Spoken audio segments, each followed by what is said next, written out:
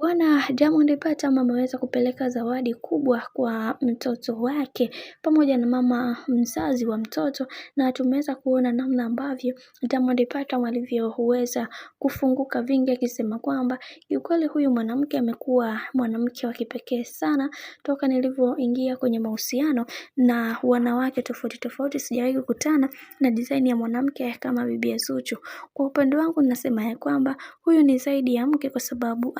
amekuwa akinifanya nionekane wa thamani katika maisha yangu, na wengi wao wamekuwa akiniona kama mimi ni mtu wa hovyo sana, ila nina imani kwenye hiki ambacho kilichoweza kutokea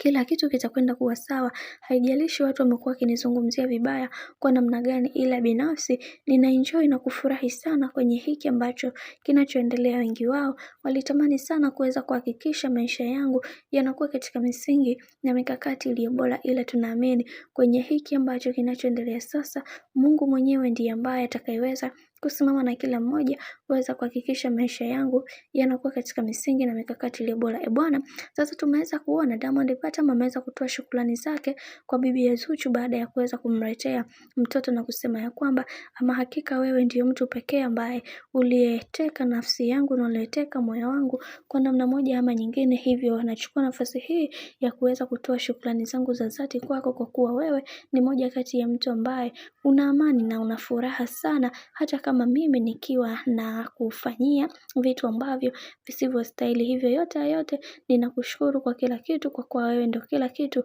katika maisha yangu yote. Bwana, mambo ndo kama hivyo ambavyo unavyozidi kuona mambo yanazidi kupamba moto juu ya hiki ambacho kinachoendelea kwa wakati huu. Mimi naomba nikusihi kitu kimoja, kama ndo mara ya kwanza kufuatilia channel tupendwa hii hapa ya Bizoza Media, basi nikusihi usisahau kusubscribe, kulike, kushare pamoja na kucomment.